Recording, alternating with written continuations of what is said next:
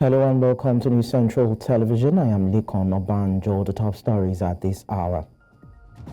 Groups demonstrate, urge Senate to focus on national issues. EFCC operatives arrest 31 suspects in Plateau State. Opposition coalition seeks reforms ahead of presidential election. Details to come your way shortly.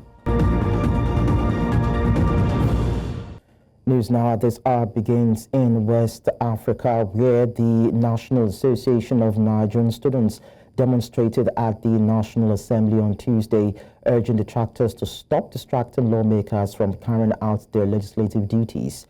At the same time, a group of women also demonstrated alongside the NANS protesters. Both groups appear to share similar demands, with some holding placards describing suspended Senator Natasha Akpoti-Uduaghan as a serial blackmailer. The other side, the other side, that is okay. Nobody fired anybody. Nobody.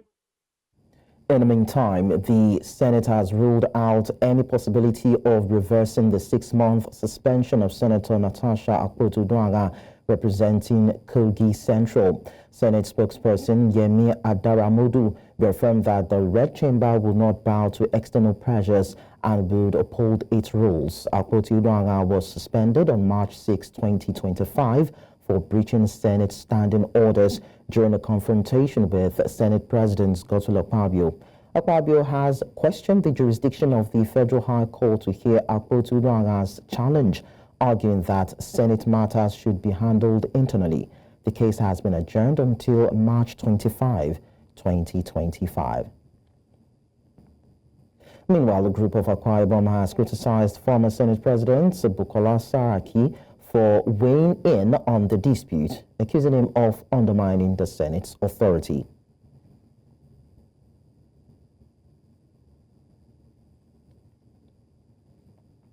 And I'll tell you that the People's Democratic Party and the Rivers State government on Monday condemned calls by a faction of the All Progressives Congress for Governor Siminalayi Fubara to resign or face impeachment.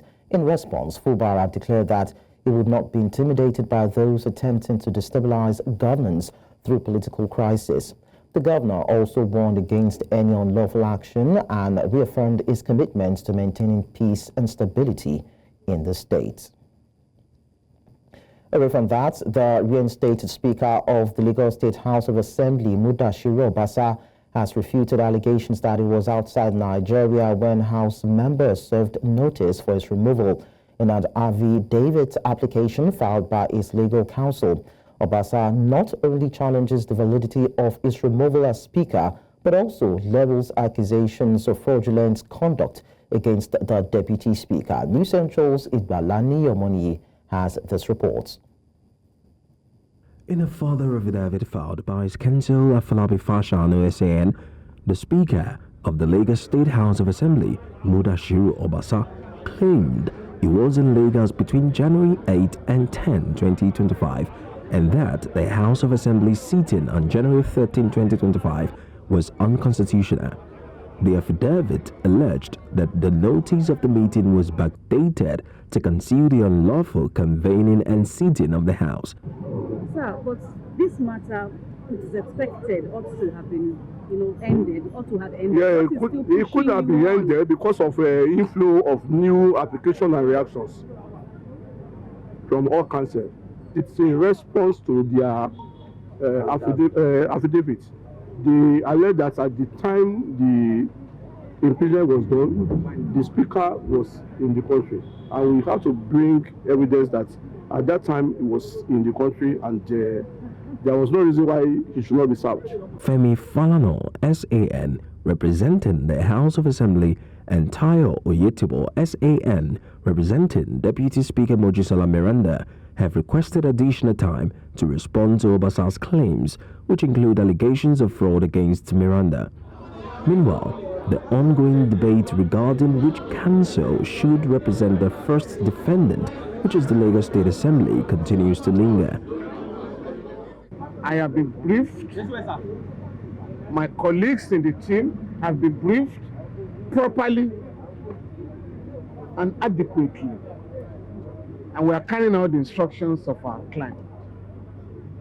It is not the law that the plaintiff will choose lawyers for the defendant. It's not our law. So that is confirmed that the Speaker Obasa is the one that drafted the. I haven't said that. The man who is purporting to debrief us says that he has been directed. So he could not have directed himself. Thank you. So, sir, is it right to say that you are now representing the Lagos State House of Assembly and no, in principle I am, but the council has not been changed. The change of council has not been done officially. So you are coming as incoming council? I'm coming as incoming to the Lagos State House of Assembly. Obasa is the claimant. Is the claimant. So is it right to also say that Obasa is the one that employed your services, sir? No. No. My services are being employed by Lagos State House of Assembly. Lagos State, if they are the same, Obasa will not have sued Lagos State House of Assembly at the initial stage. If they are the same entities. Are you with me? Lagos State House of Assembly is a juristic person on its own. Obasa is a juristic person on its own. Obasa came to court, sued the Lagos State House of Assembly, and now sued Miranda. The Lagos State House of Assembly, in their wisdom, I don't know what they did, decided to change their counsel, which they have a right to do. Justice Yetunde Pihero has granted an adjournment until March 17th to allow the hearing of all applications, including the substantive action, in the interest of justice. In Lagos 4 News Central, Igbalali Omoni. From the southwest, we take you to the east to tell you that the Supreme Court of Nigeria has reserved judgment on an appeal filed by Samuel Anyanwu, the embattled National Secretary of the People's Democratic Party, challenging his removal from office. Anyanwu is contesting the December 2024 ruling by the Federal High Court, which was upheld by the Court of Appeal in Enugu, recognizing Sunday Udeokoye as the PDP National Secretary. He argues that the lower courts lacked jurisdiction over an internal party matter, insisting that party leadership disputes are non-justiciable. He also contends that due process was not followed, as the mandatory internal dispute resolution mechanisms were not exhausted before the case was filed. Let's now tell you that a former governorship candidate in Delta State, Great Ogboro, has officially returned to the All Progressives Congress after contesting the 2023 election under the All Progressives Grand Alliance. Ogboro was welcomed back to the party at a ceremony in Ughelli, Delta State. Speaking at the event, Minister of Aviation and Aerospace Development, Festus Keyamo, expressed confidence that the APC would take control of Delta State in the next election, predicting the defeat of the People's Democratic Party. Ogboro, in his remarks, expressed joy at rejoining the APC, stating that the party has already begun addressing internal divisions to strengthen its state chapter. Despite his return, the Delta APC remains fragmented into several factions. Notably absent from the event was Senator Obioma Agege, the party's 2023 governorship candidate and former deputy Senate president, as well as other key party stakeholders. Still in politics, the presidency and the All Progressives Congress have dismissed former governor of Kaduna State, Nasir El-Rufai's defection to the Social Democratic Party and his plan to rally opposition figures against President Bola Tinubu's 2027 re-election bid. El-Rufai, who recently resigned from the APC, cited irreconcilable differences with the party leadership and accused the ruling party of straying from its founding progressive ideals.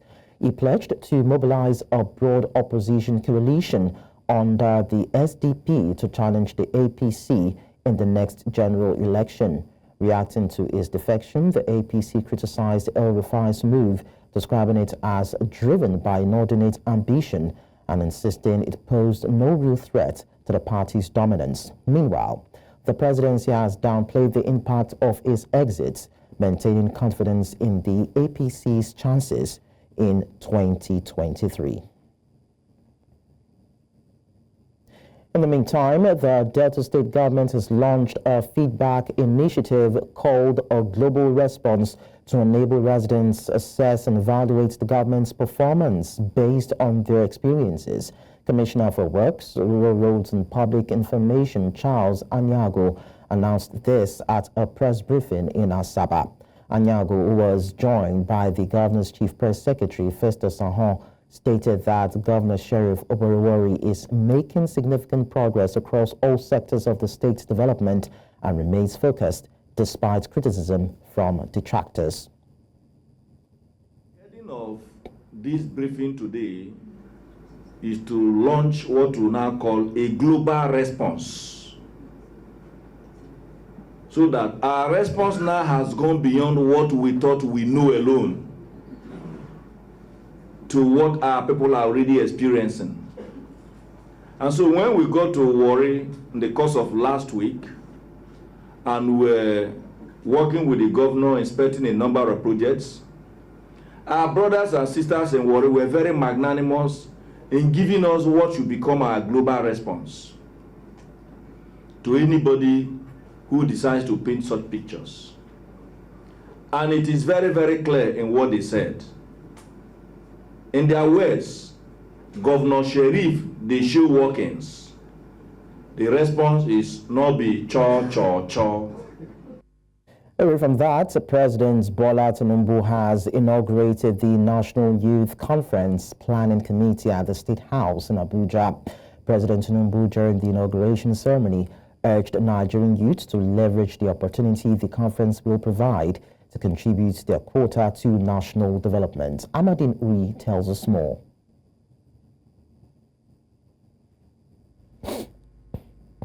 In attendance were representatives of youth groups, several cabinet ministers, including the Minister of Youth Development, Ayodele Olawande, and other high-level government representatives.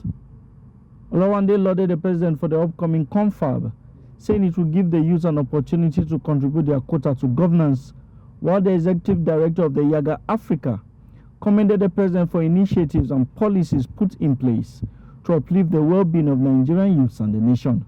This conference will also give the youth the opportunity to contribute to government, policy, and programs to shape the future of this country.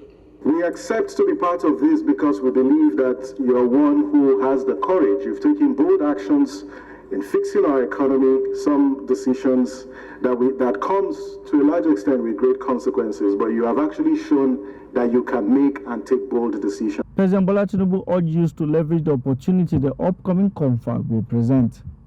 Prices are falling, confidence in our economy is improving, investors are looking in, technology is advancing. You have the great opportunity of advancing the development of this country. It's all in your hands. He assured that he will put in his best for the country, but asked for partnership with Nigerian youths. We'll do everything possible to make Nigeria a better place for you. But we can't do it alone. You represent over 60% of our population. And I hope you take this opportunity very seriously. I am with you. I repeat again. I therefore inaugurate the committee. Wish you a very, very successful period. The confab is expected to provide an opportunity for youth in the country to chart a way forward for the nation and contribute to national development. In Abuja for News Central, I am Amadine Uyi. Nigeria's Minister of Works, Dave Mahi, says under his watch, contractors who fail to execute projects according to specifications and timeline will be sanctioned. The minister was in Abia State to inspect the level of work done so far on the Enugu-Port Harcourt Expressway by Aba Axis. News Central's Chimogeli tells us more. Penalty for substandard work is for the person to repeat it. And then penalty for delays is called liquidated damages. I think it's 1% of uncompleted work when you don't complete your work at the time you should. then you pay 1% of that cost to the federal government. The road contract from Enugu to Port Harcourt is being executed by different contractors,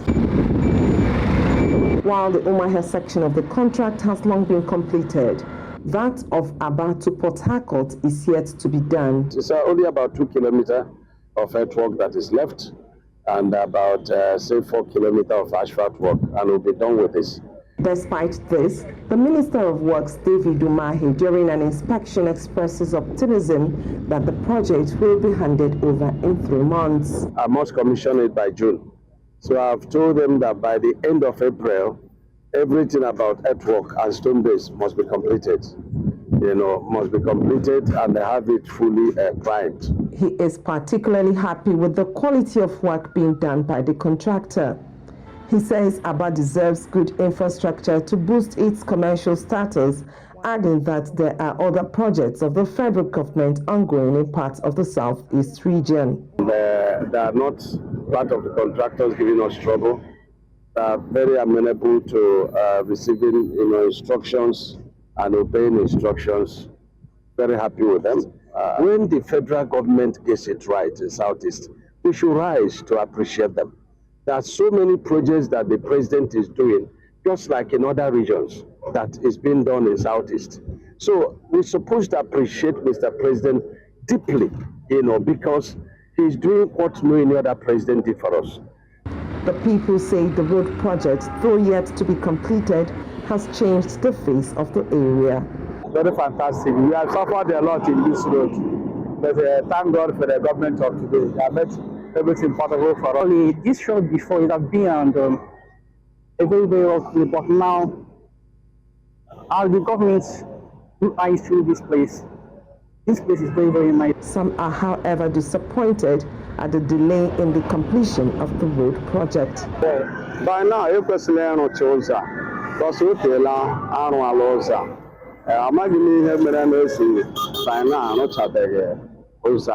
Having endured years of deplorable conditions on this road, the people cannot wait to see this road in its completed state. Eloma here for News Central, Chinwe Ugele. Let's go on a short break on the news. When we return, Nigerian army troops rescue 75 civilians from Sambisa forest. We'll bring you details and other stories in a short while. Do stay with us. Many thanks for being there. Now, operatives of the Economic and Financial Crimes Commission, Kaduna Zonal Directorate, have arrested 31 individuals suspected of illegal mining in Jos, Plateau State. The arrests took place in Dura Rayfield along Mangu Road, following a credible intelligence linking a private company to illicit mining activities. Among those apprehended are 4 Chinese nationals and 27 Nigerians, some of whom were found with unprocessed solid minerals suspected to have been illegally mined. During the operation, the EFCC recovered a truck loaded with 8 bags of processed monazite, each weighing 1,000 kilograms and valued at 4 million naira per bag. The suspects remain in custody as investigations continue, with plans to charge them to courts upon completion of the inquiry. Away from that, insecurity remains a major challenge in Anambra State, with rising cases of kidnappings, ritual killings, and other violent crimes. Seeking solutions to this crisis, the League of Anambra Professionals convened a lecture series in Lagos to discuss the way forward. The event focused on the causes of insecurity and the state government's response, particularly the newly introduced Anambra State Homeland Security Law 2025. News Central's Bernard Akede has more in this report. For many Anambra indigents, both at home and in the diaspora, the worsening insecurity in the state is a growing concern. With violent crimes on rise, citizens are demanding stronger measures to restore safety. At the inauguration of its new executives in Lagos, the League of Anambra Professionals used the occasion to spotlight the security challenges and explore possible solutions. Themed Technology and Innovation in Security Management, the Future of Policing in Anambra State, the lecture examined not just technological advancement, but also the role of moral values in shaping security outcomes. This government is poised to change the dynamics in Anambra State. to change the bad name that Anambra has been getting with its security problems. And because of that, we, the League of Anambra Professionals, are following through to the programs that the governor has instituted. So underlying our security challenges in Nigeria today is a moral crisis. And I believe that the Anambra State government got it right when it decided by law to deal with the moral issues before us. So the tenants registration law, the hotel and lodging registration are requirements that makes it possible for us to remove the veil of anonymity so that we can see the individual. The Anambra State Homeland Security Law 2025, introduced by the state governor, was the major focus of discussion. The law is seen as a strategic framework that could serve as a model for tackling insecurity beyond Anambra.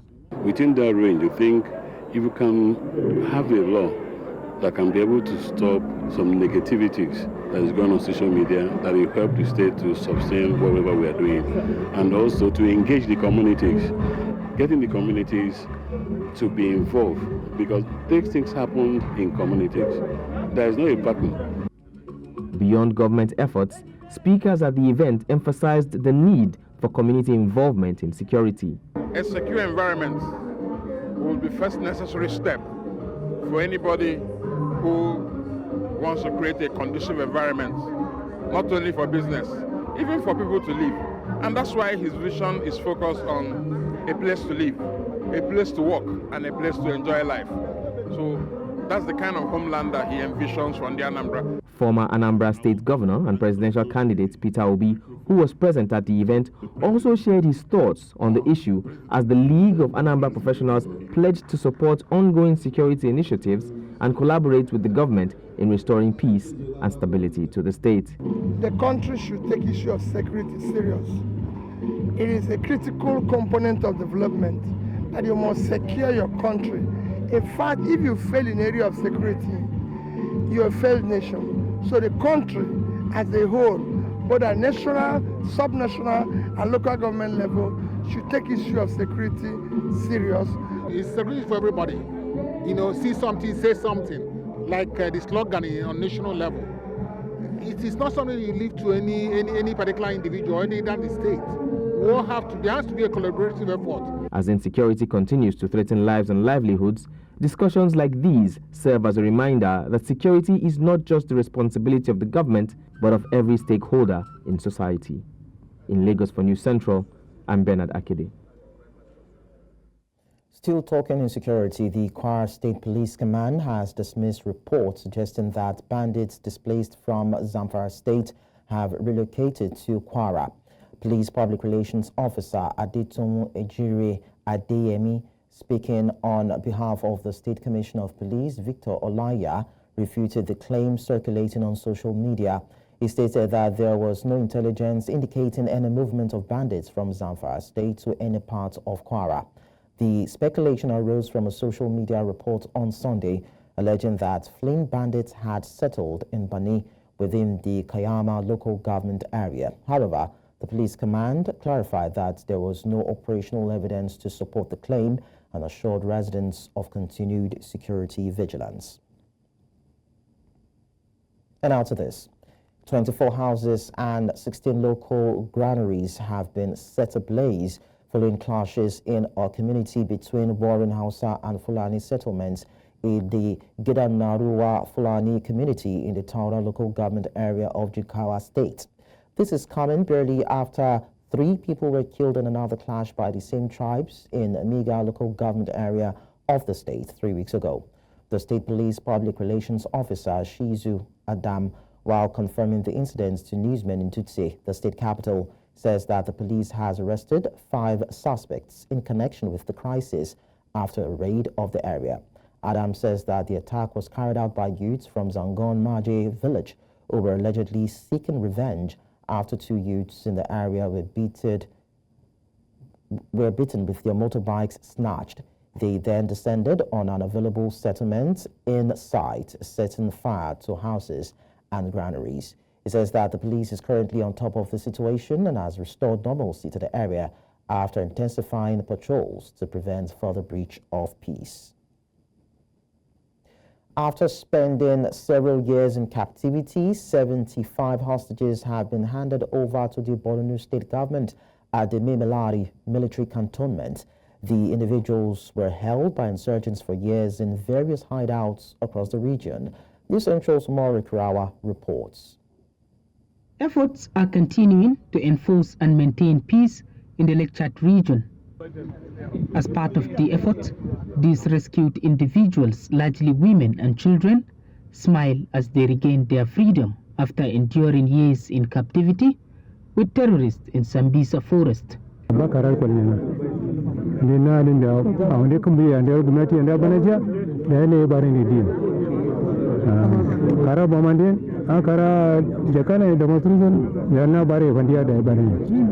The Borno State government happily received the rescued persons, committing to supporting them and facilitating their reunion with family members.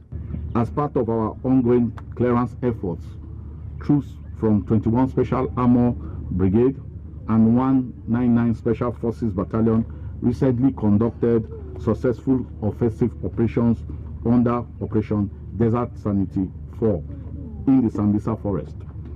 Key terrorist enclaves in Ukuba, Ijimia, Sabi Guba, Garin Fallujah, and Gobara were cleared, leading to the rescue of 75 civilians, including 7 adult males, 34 women, and 34 children. The military used the opportunity to call on marauding terrorists to surrender or pay the supreme price for their actions. This concept of handing over rescued women and children and giving them proper care is quite laudable. We will continue to sustain this, and we urge our dear brothers and sisters that are still in the bush to do us or do the country the favor on understanding that peace is inevitable. We are going to provide them with services. We provide services like livelihood support. We provide services like counseling services, mental health and psychosocial support, livelihood program for the women, and also educational services for the children, so that we enroll them back to school when they go back to their communities. Other families with loved ones still in captivity remain hopeful as the armed forces have pledged to sustain efforts to rescue them and ensure peace throughout the Lake Chad region. In Maiduguri for News Central, Umuri Kirawa. In a related development, international human rights activists in Abuja are calling on the Adamawa state government to grant clemency to Sunday Jackson, a farmer sentenced to death by hanging after Nigeria's Supreme Court upheld his murder conviction for killing a herdsman in self-defense. The activists have described the ruling as a miscarriage of justice, arguing that Jackson was provoked by the herdsman who attempted to take his life. Activist William Devlin and lawyer Emmanuel Ogebe, while leading the call for clemency, are also urging well-meaning Nigerians to speak out against the March 7 Supreme Court decision. They say despite Jackson being attacked on his farm by a Fulani herdsman wielding a knife, which led to a scuffle where Jackson overpowered the herdsman, seizing the knife and fatally stabbing him after sustaining injuries to his legs during the assault. The court ruled that Jackson should have fled the scene after disarming his assailant instead of retaliating. Sunday Jackson was defending himself. Now, as of the Supreme Court mentioned or said their decree on the 7th of March 2025, that this young man who's already been on death row 10 years, will be hanged by the neck. This is a miscarriage of justice. We are advocating for the immediate release of Sunday Jackson, and we hope that the governor of Adamawa State will issue that clemency decree. The sad thing is, if you look at the judgment, you will find that there were only 3 witnesses in the case: the medical examiner, the police investigator, and Jackson himself. Only 3 witnesses. and it took 7 years for them to try him. He took his hoe to the farm to farm and was attacked by a knife-wielding individual. In the process of trying to defend himself and protect his life, that person sustained injury, he sustained injury, and the other person died. Now he's being sentenced to death for that. Let me make something abundantly clear. The Fulani headsman started to kill Sunday Jackson in 2015, and the Nigerian government is finishing the murder attempt that began 10 years ago.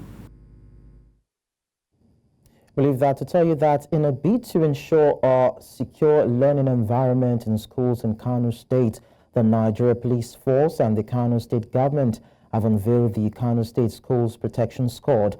The Commissioner of Police in charge of the Safe Schools program at the force headquarters in Abuja, Abayomi Shogunle, says that the squad comprises personnel from all security agencies in the state and will be deployed to all schools, including tertiary institutions, to ensure the protection of students and eliminate any form of crime within the schools. New Central's Emmanuel Bagudu reports. Are you getting me? Yes, since the Chibok school abduction in 2014, several initiatives have been introduced by both states and the federal government to ensure the protection of school children, especially in the northern part of the country. At this strategic knowledge sharing session between top security agencies in Kano State, security experts brainstorm on the best approach to ensure the safety of students in the state. To strengthen security resilience and integrate host communities into the security architecture in the protection of education, to enhance the capacity of the school community to protect education, to create an effective and efficient national school security and emergency response infrastructure. 4, to enhance the capacity of security agencies to gather intelligence, prevent, and respond to attacks on educational institutions. And 5, to provide assistance to survivors of attacks on educational institutions. We know that the definition of terrorism is contentious, but 2 things stand out. That is violence for political purpose.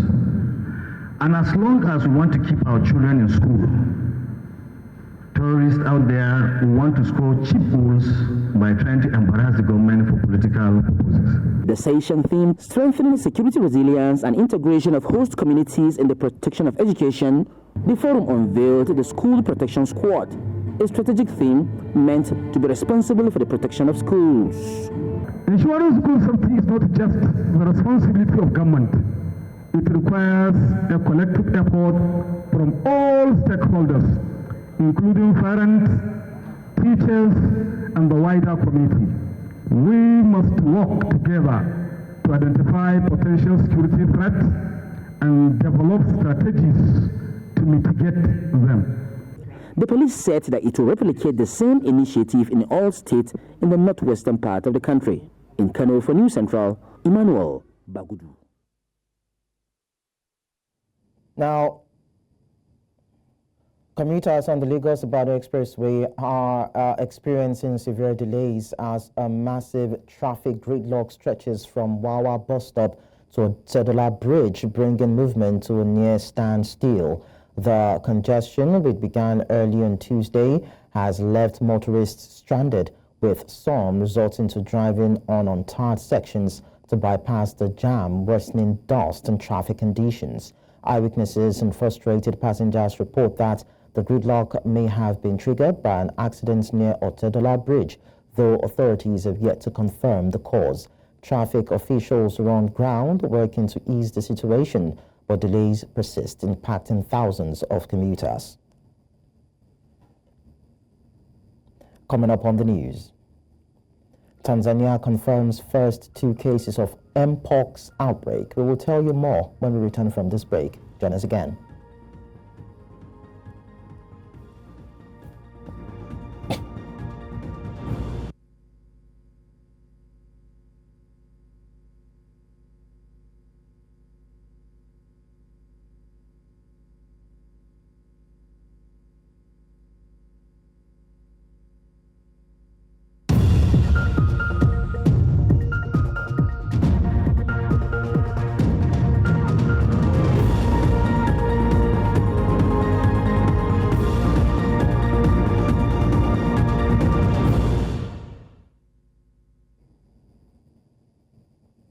We continue with the stories now. A coalition of 25 opposition parties in Côte d'Ivoire has united to push for electoral reforms and political dialogue ahead of the October presidential election. The Coalition for Peaceful Alternation in Côte d'Ivoire comprises parties with diverse ideologies and agendas, yet they share a common goal, ensuring lasting peace in the world's top cocoa-producing nation. So far, the coalition has not announced a joint presidential candidate. Côte d'Ivoire enjoyed stability and economic growth after gaining independence from France in 1960. But a Christmas Eve coup in 1999 triggered years of conflict and election-related violence. President Alassane Ouattara, 83 years, who has been in power since 2011, has yet to confirm whether he will seek a fourth term in the October 25 poll. Ce matin, nous vous avons invité ce matin pour vous annoncer aujourd'hui la création de la coalition des partis politiques membres de l'opposition ivoirienne, dénommée Coalition pour l'alternance pacifique en Côte d'Ivoire, frères. Nous sommes plus forts. Car Côte d'Ivoire a pour objet d'organiser l'unité d'action des partis politiques de l'opposition en faveur des réformes électorales susceptibles de garantir des élections inclusives, libres, justes, transparentes et apaisées à l'ordre. Mozambique's opposition leader, Venancio Mondlane, has addressed the press on the eve of his hearing at the Attorney General's office. Mozambican police also dispersed a march by Mondlane using live ammunition and injured at least 14 people. Hundreds of supporters had joined Mondlane's caravan in the capital, Maputo, part of his tour of the southern African country to present his new political party. Mondlane recently split with the opposition Podemos party, which had supported his presidential candidacy, but signed an agreement with President Daniel Chapo to end the electoral turmoil. We now talk about the mpox outbreak. Tanzania has reported its first 2 cases of monkeypox, marking the first detection of the virus in an outbreak that has spread across several African countries. The health ministry confirmed that 2 individuals showing symptoms were placed in isolation and tested on Sunday. One of the infected individuals is a truck driver who recently traveled from a neighboring country to Dar es Salaam. According to a report by the African Union's health agency last week, 6,034 mpox cases have been confirmed across 22 countries since January, resulting in 25 deaths. Mpox, a virus related to smallpox, spreads through close physical contact between humans.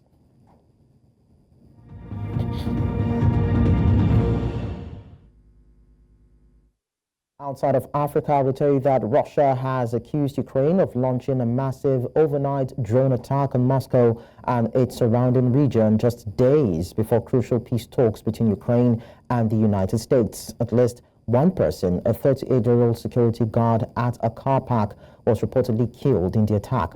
Authorities say this is the largest drone assault Ukraine has carried out in and around Moscow to date. Moscow Mayor Sergei Sobyanin confirmed that 73 drones heading towards the city were intercepted, while 4 major airports were forced to suspend flights temporarily. Meanwhile, Ukraine is preparing to present the United States with a proposal for a partial ceasefire with Russia as it seeks to maintain support from its key ally. The U.S., under President Donald Trump, has pushed for concessions to bring an end to the 3-year conflict.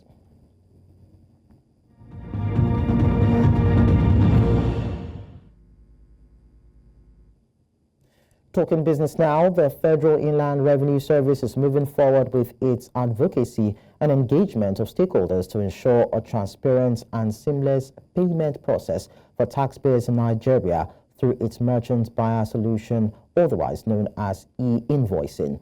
According to FIRS, who met with stakeholders on Monday, majority of compliance issues are not intentional, but due to data exchange difficulties and a lack of proper understanding of the tax on the part of the taxpayers.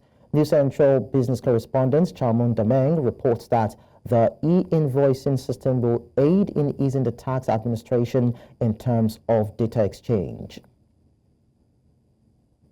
Inland Revenue Service says it is targeting 100% compliance from taxpayers in Nigeria through the aid of the Merchant Buyer Solution or e-invoicing system. The system, which will begin its implementation with large taxpayers sometime in July of 2025, will ease the tax payment process for Nigerians.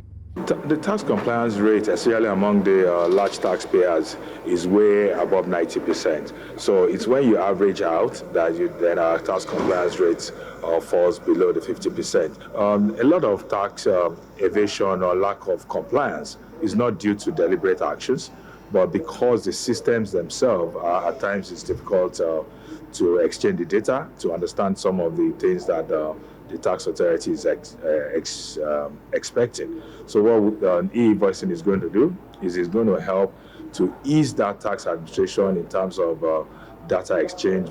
According to Koleshaw, the FIRS is working to ensure that there are minimal bottlenecks in the payment process and guarantees that since the process involves the use of technology, there is very little space for mistakes. Also speaking on the sidelines is the project manager e-invoicing solution FIRS, Mohammed Bawa, who mentioned why Nigeria has not fully developed an automated tax payment system. So we've not been able to achieve much in the last 9 years with respect to automation until just last maybe 4 years when we deployed the Tax Pro Max. So that has helped us to actually improve our rating in the ease of doing business environment. Now we want to take it a step further, whereby we increase our visibility to their transactions, whereby all their transactions can be reported to our system electronically without necessarily coming to our office. Nigeria currently ranks 170 out of 189 economies worldwide when it comes to tax compliance, and FIRS says the e-invoicing system will improve Nigeria's global ranking. Reporting for News Central Lagos, I am Chamun Dabeng.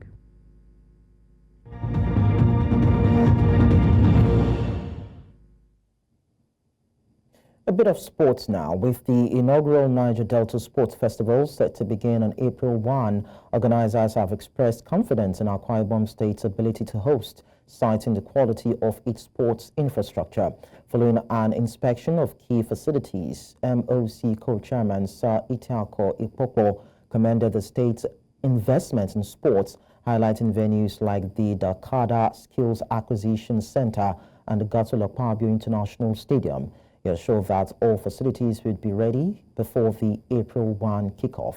With over 5,000 athletes set to compete in 17 sports, the event promises to boost the state's economy and sports development in the Niger Delta. Trials for the festival have started across 9 states of the Niger Delta, and athletes will be expected to compete in 17 sports, including football, basketball, tennis, table tennis, swimming, athletics, traditional sports, powerlifting, wrestling, boxing, volleyball, among others.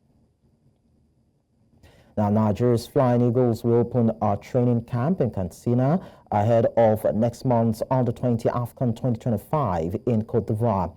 The NFF secured the backing of the Katsina state government for the training camp. The Flying Eagles broke camp after a recent playing tour of Côte d'Ivoire, where the Nigerian team beat their hosts 2-0 and lost by same scoreline in a second friendly. Nigeria are drawn in a seemingly difficult first-round AFCON group alongside Morocco, Egypt, and South Africa. The Under-20 AFCON will serve as qualifiers for the 2025 FIFA Under-20 World Cup in Chile, with the 4 semi-finalists advancing to the global competition. And that's all at this hour. But before we go, we'll look at our major stories again. Groups demonstrate, urge Senate to focus on national issues. EFCC operatives arrest 31 suspects in Plateau State. We also told you that Cote d'Ivoire's opposition coalition seeks reforms ahead of presidential election.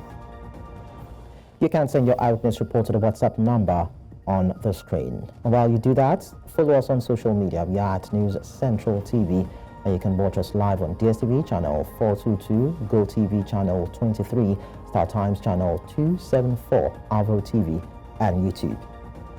Many thanks for watching. I am Lekon Onobanjo.